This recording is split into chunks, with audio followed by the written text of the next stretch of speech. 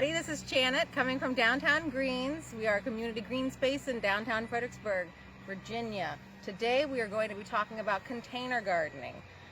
What a lot of people don't realize about container gardening is that you don't technically need this to do it. Granted, if you have them, that's wonderful. But if not, you can get creative.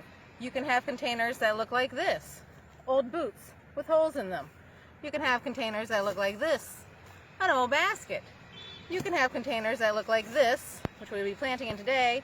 This is a mesh cloth bag from a grocery store used to carry wine. Today it's going to carry a bunch of soil and herb seeds. The most important thing about your container when you get it is that it has good drainage holes. So if you have a boot that doesn't already come with its own drainage hole, or if you have a Tupperware container, just drill some holes in the bottom. I cannot recommend putting rocks in the bottom for drainage. You definitely want holes for the water to drain out. So, pick your container, get creative. Next, we're going to talk about what kind of soil you want to put in it and how to properly do that. So, now that you have your containers picked out, you may want to know what kind of soil you should use in your pots. This is pretty easy. You just want to get potting mix or potting soil. You want to make sure it does say potting on it. You can see where I've circled it in red there.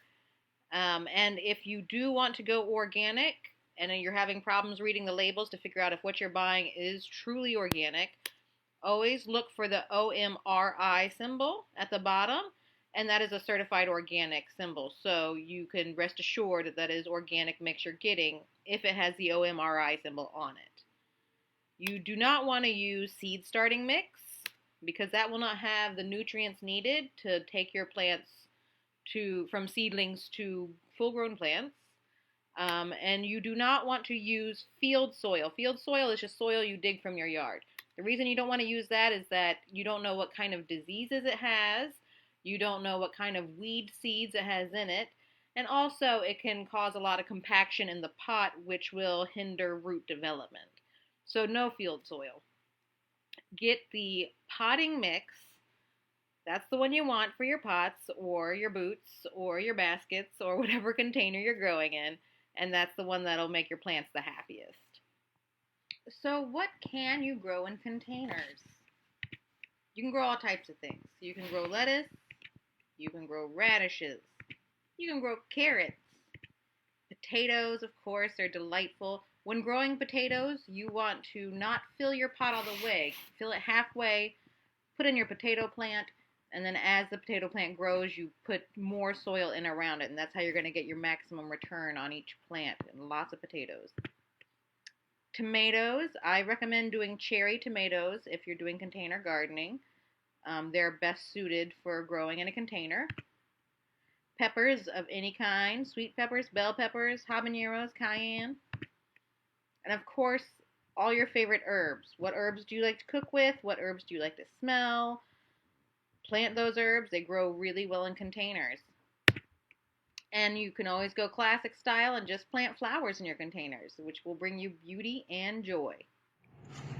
Okay, so here we have an example of some seeds. This is the lettuce seed, and as you can tell, they're super tiny.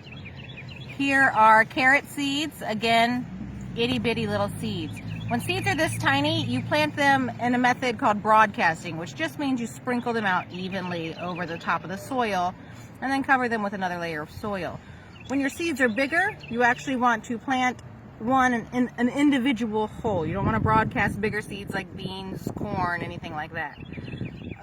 When in doubt, look at the back of the package of seeds and they will give you the proper directions for planting.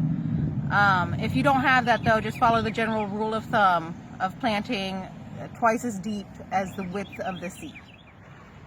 Okay, here we are, everyone. In this pot full of beautiful potting soil, I am going to broadcast lettuce seeds. The reason we're broadcasting the seeds, as we discussed, is because they're so small, to plant them one by one would be maddening. So as you see here, just dumping some seeds out into my hand. You can also put it in a dish. And we're just going to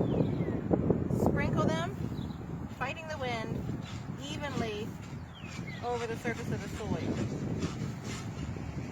And after we're done sprinkling them, since they're so small, they don't really need a lot of coverage from the soil, we're just going to take additional soil and use it, using the boot soil, to lightly sprinkle over our seeds. You don't need a really thick layer because these seeds are so small and they'll sprout fairly quickly. So that's it. Literally, that's all you have to do to plant lettuce seeds. Aside from giving it a nice good water after this, you just wait for the action to start. Okay, so now you have your seeds started and your pots are looking beautiful, and you need to know, when do I water and how much do I water? It's fairly simple. When you water a container, you want to water until the water is actually draining out the bottom. That's technically called to field capacity. So when you water, this is a small scale, you get some in, no water yet, pour some more in, it's starting to drip out the bottom. So now we know that this soil is holding as much water as it can. You want to try to avoid watering just a little bit every day. Instead, you want to water it thoroughly and then wait until the soil has dried out to water it again. Plants typically love to be watered right before they start to wilt. That avoids any rotting in the roots or any mold or mildew growing in your pots. So check it every day, check it every other day. If it's hot outside, you're going to need to water it a little more. If it's cold and cloudy, you need to water it a little less. But as soon as the soil feels dry and the pot is light, then you want to water it again, thoroughly, to field capacity. Okay, so what you're seeing here are radishes that we have already planted, and they've already obviously started to sprout. Because the radishes need a little more room to develop the actual root, the radish itself, we need to thin them out. Usually when you plant things, the directions on the packet will say how far apart they need to grow. These are smaller radishes, but they're still growing too closely together. You can see a good example here. We have 3 viable radishes, but if we keep them this close, they won't develop properly and we won't get good radishes. So what we're going to do when we thin is we're going to get scissors or pruners, and we're just going to go in, and when you see them crowded together, pick the ones that you think will have the best chance of surviving, or the ones that are on the ends, and take out the third. The reason we use scissors and pruners instead of just pulling it directly out is because when you pull it out, the roots that come out may damage the roots of the guys that we want to keep. So that's not what we want to do. Clipping it off right there leaves a little bit of organic matter in there, which is great, but also keeps us from damaging the roots underneath.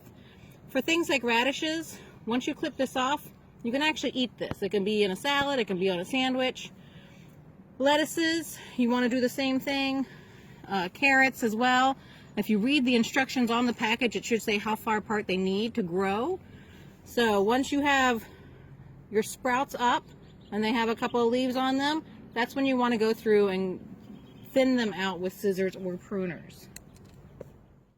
Okay, everybody, that wraps up our episode of Vegetable Gardening 101 on container gardening. I hope this video gave you a little more confidence in getting out there and starting your own garden.